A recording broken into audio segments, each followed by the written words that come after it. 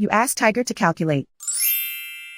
This deals with finding the midpoint between 2 points. The midpoint between the 2 points is 351.5. Let's solve it step by step. Plot the 2 points and calculate the midpoint using the formula. The coordinates of point 1 are x1 equals -74, y1 equals 85. The coordinates of point 2 are x2 equals 80, y2 equals 18. PM represents the midpoint of the 2 points.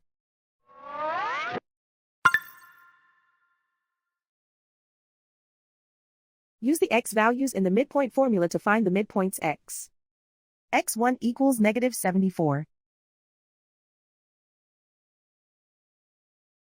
x2 equals 80.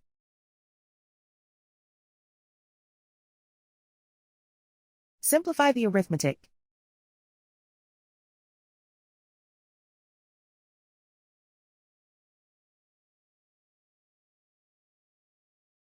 Use the y values in the midpoint formula to find the midpoints y. y1 equals 85.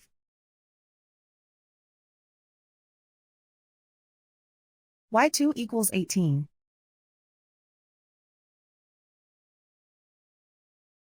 Simplify the arithmetic.